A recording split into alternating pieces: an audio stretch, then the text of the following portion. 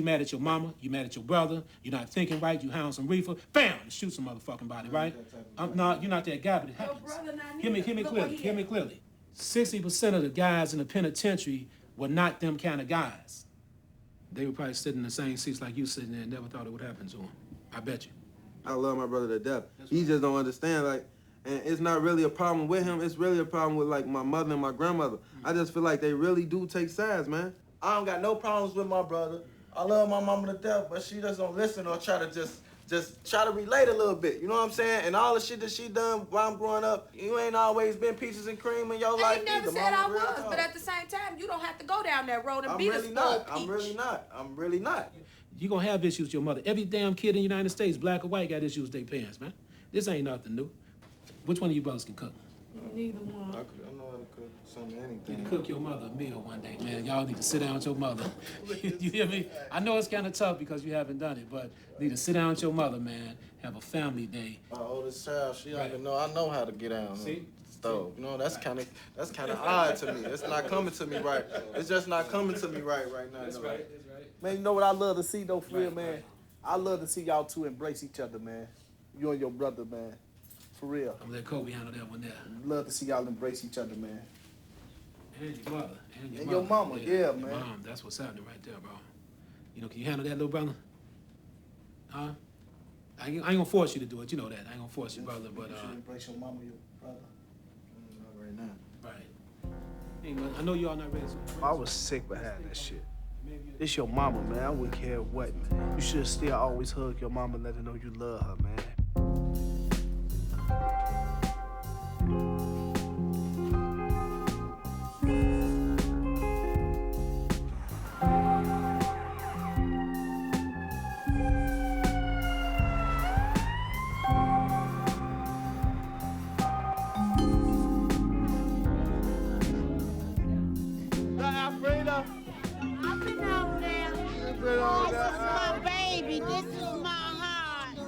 I know my mama love me. I love my mama. I know she'll do anything for me. Hello. But when my dad got killed, things really just went downhill. My mother them come up, start using drugs. After my father died, she couldn't deal with it. And I'm like, that shit took a toll on me. I'm finna drink me a cocktail today. I ain't drinking no cocktail. I don't want you to keep drinking. That's why God is my witness. I'm 38 years old right now, and I said I wasn't gonna never use drugs. I wasn't gonna never drink. I really started following my daddy's footsteps, though. Selling drugs, hustling, going back and forth to jail. I know they thought I was coming. Coming up, I was more close to my grandparents. And my grandmother, from day one, stayed on me. Look at Granny. Happy birthday to me. I call him Cardi, but his name Ricardo. I love all my grandkids, but Cardi was one I guess I did do more for and took under my wing. When I went to jail, my grandmother bonded me out. I was like, Grandma, I knew you was gonna get me out anyway. I'm your baby. And she said, go back and see. I went back. Grandma didn't do none of that. I probably have broke her heart a lot of times doing things I shouldn't have been doing. But she always remind me of the good in me. It's good and me and He saved his life. Because Carter had been shot at, probably was shooting at people. So something turned him around. I ain't gonna say through me and his granddaddy, but he loved him. Hey, my granny. Love you. Love you too, granny. Philip didn't know we could handle that.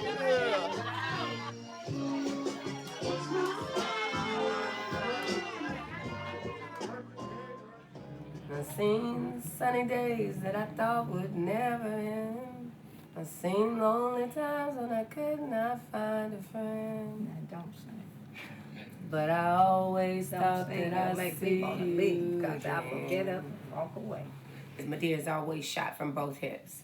I was with Medea from birth to 9, And from 9 to about 15, I went and I did stay with my biological mother. Now we're talking about my family because I'm the mother of her biological mother. We need to honor and respect our children. We can't just throw them out there and throw them away. Because of the lifestyle that my mother lived, I went through a real rough journey. Being abused, physically, emotionally, sexually, from the age of 9 to the age of 15. So I just went back to Madea. My grandmother lived in an apartment with 4 of us, and it was roach infested. You know, once I started learning the game, my goal was to get Madea up out of there. Madea was the type of woman that type of money, don't bring that shit in my house. But I got caught up. I got caught up in that one more 1,000, one more run, one more big hit. Allahu Akbar, Allahu Akbar, Ashhadu an la ilaha. I was introduced to Islam through my father.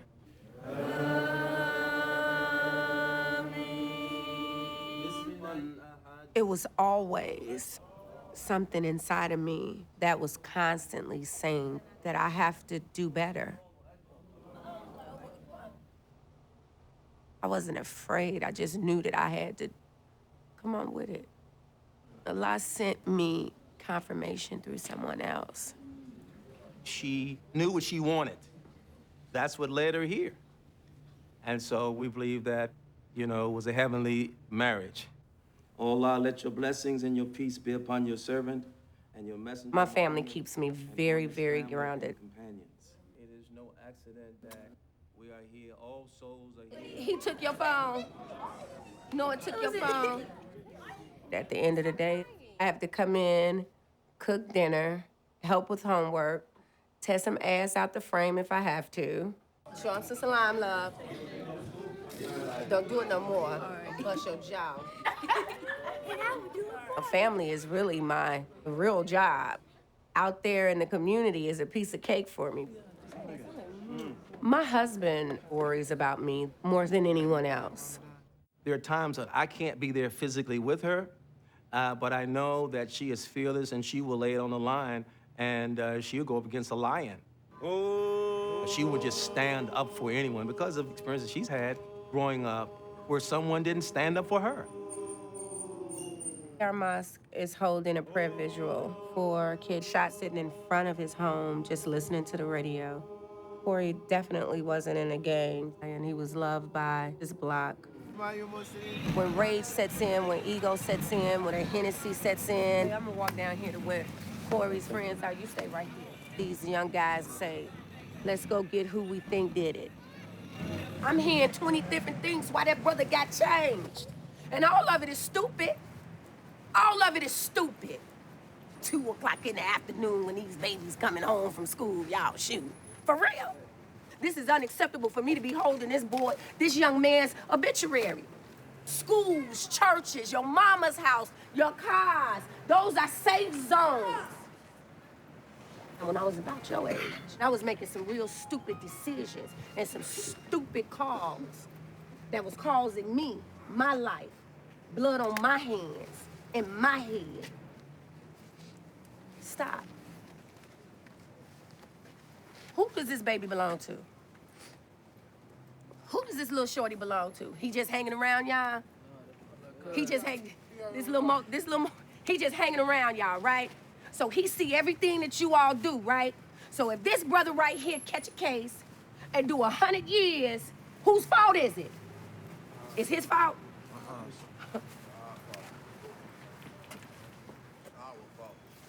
Teach him righteous. Y'all got it? Yeah. Y'all got it? Yeah. You got it? Yeah. All right. I'm looking to you. Give my number. Give me a call, all right? All right. That's us. I'm running it. I will. All right.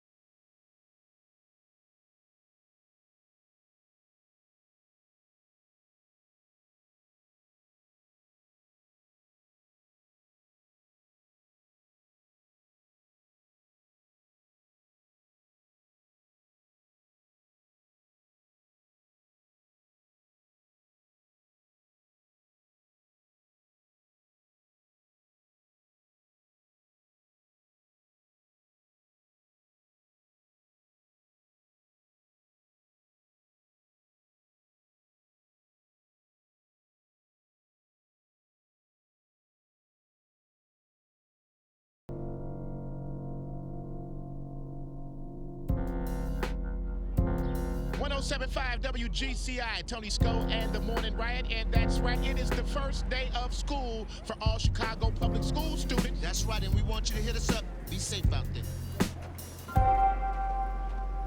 Youth violence in Chicago has gotten world attention. 16-year-old honor student Darian Albert was attacked as he walked home from school. A senseless killing, this time was caught on videotape, has put Chicago's deadly epidemic in the spotlight. Now, there's debate on a national level, which all basically started with that viral video that came out from the cell phone of the clash between the two gangs outside Fenger High School that killed Darian Albert right in the middle.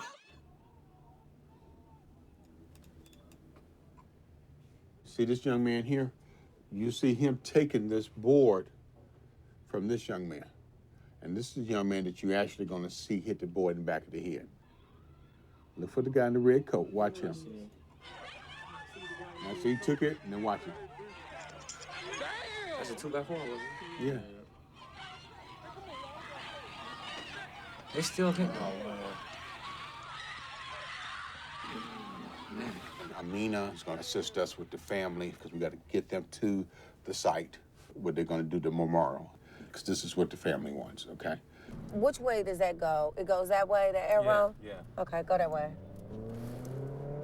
I seen the video. And I said, oh man, I hope his mother does not see this. Guys, come on down.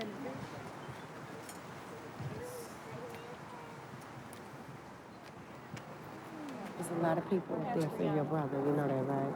There's a lot of people, okay? Stay in that circle. We got security on both sides of you. Anjanette needed help getting him a funeral.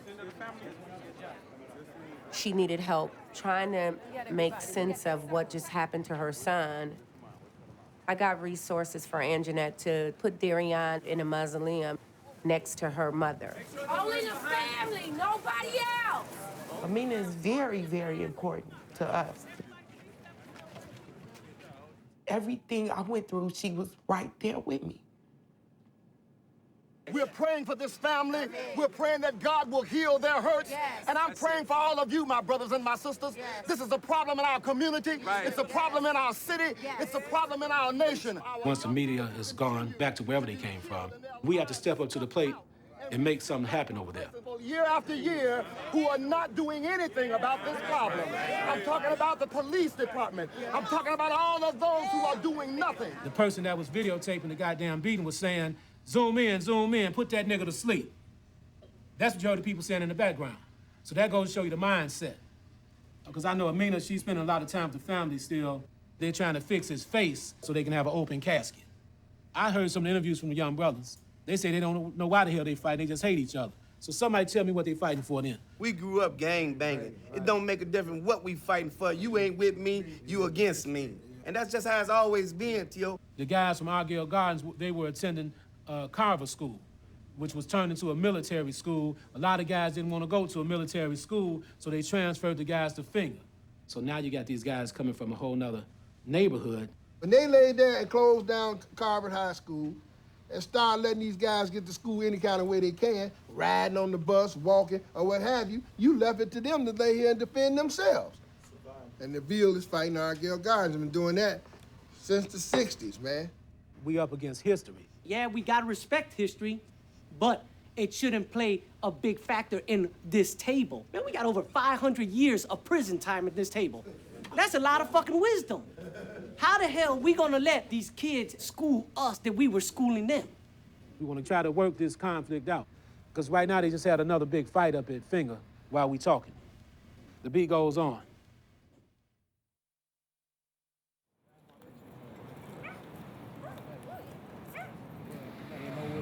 That's that brother right there, man. They're putting him in the... That's the body. Damn, that's fucked up, man. This young brother that we just finished doing some mediating with, close friend, just got killed. The possibility of retaliation at that moment was very, very likely. That cop's just looking at me all crazy, too, like she got a fucking problem. They just shot right now on 30th and Kedwell again. 30th and Kedwell? Right Get now. the fuck out of here. Again, right now? Right now, a couple minutes ago. Police are gonna be harassing a lot of guys over here, whether they're affiliated or not. I think the police should enforce the laws, but I think it's the way they go about it. There's a reason why people in the community don't really like talking to the police. They see other guys. They see their nephews, they see their brothers, they see their sisters, being harassed.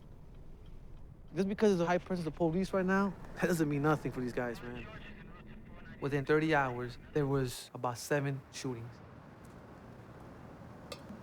Eddie always presents himself as a preppy, school-going, collegiate type of guy. I said, look, man, there ain't nothing shaking, man. They ain't trying to hear it, and when you talk to him about his street pass, oh, no, we don't want to go there, man. We don't want to go there. But at the same time, he came from the lifestyle with the Latino gangs, and he wasn't no low-level member. He was right there with the leader. They called him Bandit because he would end up taking something from you. My nickname? Well, I was pretty good at stealing cars. Give me a screwdriver and less than a minute, and I'm gone with your car. Well, this is a block and little village that I actually grew up in. I have a lot of memories here. Right hand of God. I had about almost half of this parking lot full of stolen cars at one time. But one day, the city, I guess, found all these stolen cars. So there was about maybe 7, 8 tow trucks just lined up, taking these cars out. Most of our parents immigrated from Mexico, worked 2 jobs. We were out here in the street, roaming around. Well, my dad was a hardworking person. He fixed cars. And I would see my dad's hands, and they'd be full of calluses, and cuts all over his arm and burn marks, from the blow torches. From day one, I told myself, I am never gonna be fixing cars. It wasn't me. I didn't feel it.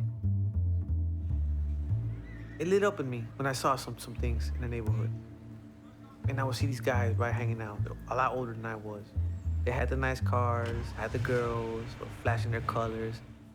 What it was is they had a pride of who they really were. They had an identity, and they were proud of that identity. Half of my life, I was in prison. That's why I do what I do now. To me, it's a personal thing. How you been feeling? You been moving around a little more now, or what? Yeah, before I couldn't even walk. The dressing, this is what I got clean. Because I gotta take a dump right here in the bag. How much of an impact are we making? If we stop one shooting tonight, we did good. Where the bullet went through. But how do we stop maybe the same person from shooting somebody the next day? Get long, man. Has anybody been here to visit? A couple of my friends. They've been cool, or they've been like, oh man, fuck that. They be on some hype shit. I know how it is. Am I really helping? Some people I can't. Even as much as I want to, they don't want the help. Yo le digo a él que no hay que buscar venganzas. Esa es la cosa. ¿Para qué?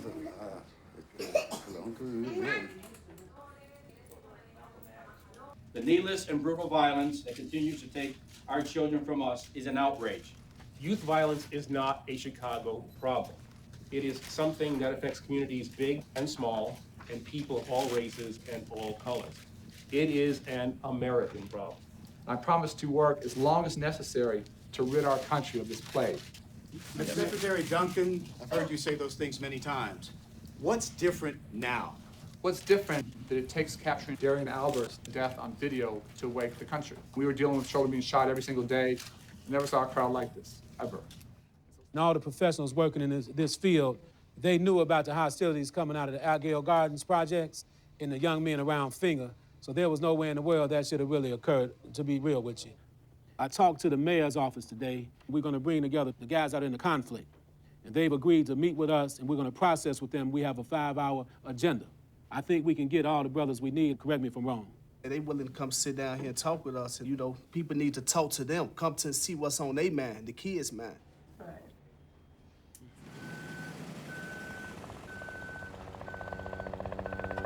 What's up, Tate? You just got kicked out of Finger, man. You want to go back to Finger? Yeah, you know I do. So how you feel about the people coming from Algale Guards out there? I used to get into it with them a lot, though, but that's what it is, though, man. Either fighting or shooting. That's how you gotta solve these problems nowadays. Because if you don't do it, they're gonna try to do it to you. If you don't go hard, it's your life.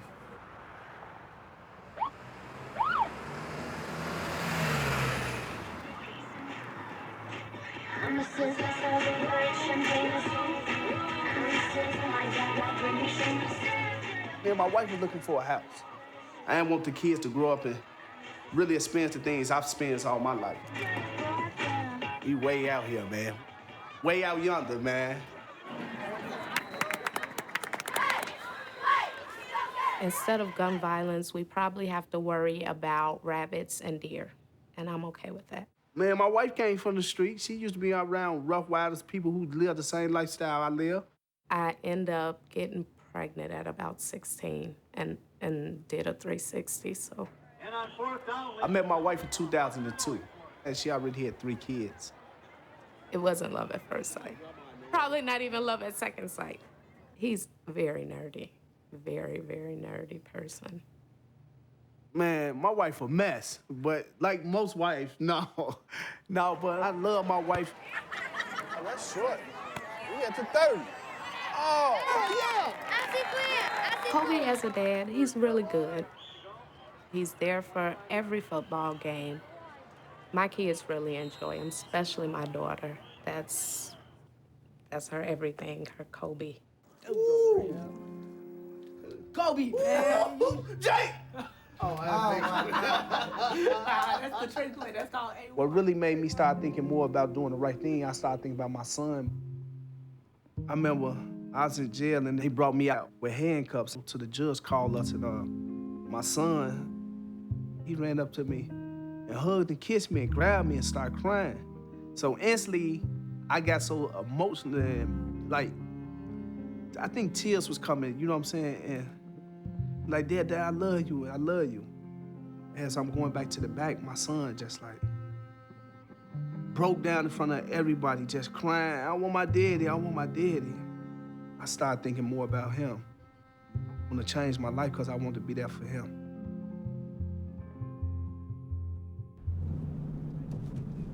It was so much that they had to do. To get you released? Yeah, to get me released. Capricia had to stay in the jail for almost a month. I was the first call on her way home, and that experience was just such an eye-opener for her. She said she didn't want to do it again. My mom had just went to court, and they told me I was taking her last 4 kids. She's been in over 15 different homes. She's raised herself and her sisters and brothers while her mom was out doing whatever her mom was doing. The money that I get, I'll go buy my drugs and start selling drugs out on the block just to make money for my sisters and brothers and them to have what they wanted. I blame myself for my sister not being DCFS. I blame myself for a lot of stuff that I know that it wasn't my fault. Like, what's your goal? To get my high school diploma, go to college, be a pediatrician, and like take care of and then like my free time, take care of go get my sisters now. And her saying what her goals and dreams are, who am I to say, you can't do that? Look at your record. Look at Amina's record. Being a violence interrupter, nothing surprises me. But being a mother and seeing this 18-year-old never riding on a carousel kind of blew my mind.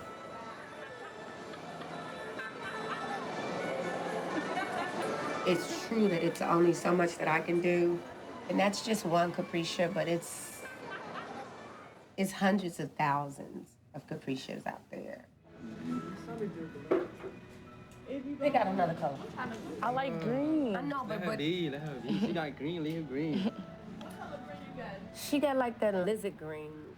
Now, this is a very expensive manicure. If I see you out there biting your nails, we're gonna be on the ground boxing.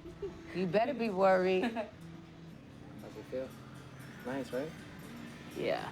Don't slap him, don't hit him. Enjoy it. So where you from? Rockford. So what made you move all the way out here? Because I was getting in trouble. I used to fight every day at school. What does that get you? Huh? You know what I mean? What does that get you fighting? Nowhere. Finally figure that out, huh? Yeah.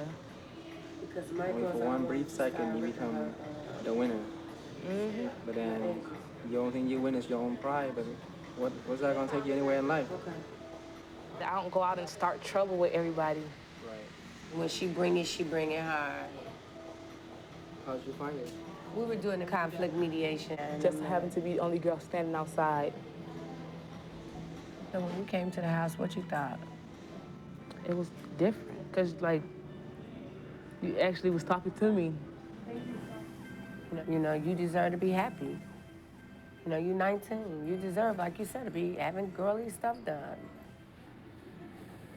That's a whole different hand, man.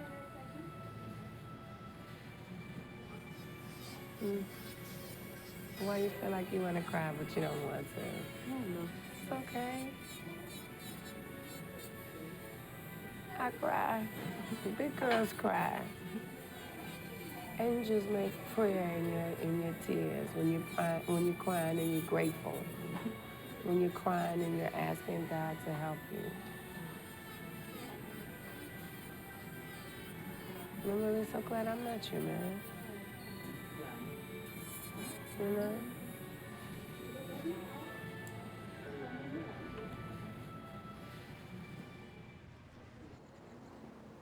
Do you guys remember where we left off last week? We're working on our what? Backgrounds, right? It's about using your brush. Crisscrosses, C's. Last year, I had a hard time going to schools. You know, I was like, hey, look, I work for a violence prevention program, and a lot of them didn't want to acknowledge that there was issues in their I schools. used a pencil to sketch it out and I shaded the They background. shaded it. The Amnesty contacted Ceasefire. They were actually focusing at the school about violence and how they could help the community and so forth. Right there. And I was like, hey, what do you think about the idea of maybe introducing like art for them to express themselves about violence? Now, this one right here, I kind of really like this one. When I was in prison, painting was my form of dealing with my issues and my problems and really discovering myself. You got this angel, he's in hell. And then behind him is like some demons taunting him. Art, it's kind of a way to hook the kids, what they're thinking about. What's the one thing in your neighborhood that you wish people could focus on more to help out? Spray painting. Spray painting. What about you? The shootings in my The shootings? Because my mom's scared that there's gonna be a shooting going on me while I'm outside. I would want them to help with the shooting because that really bothers me. Why does it bother you? Because there was this one time when our neighbors got into a fight and I don't know what else happened, but somebody started shooting. And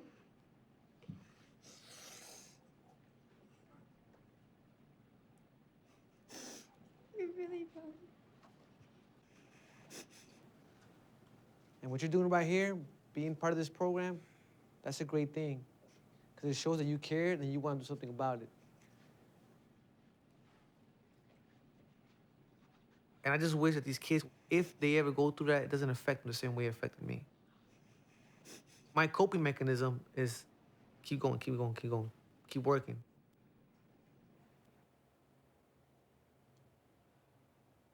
I think I stay busy just to stay out of bullshit and try to forget about some of the things that I've done.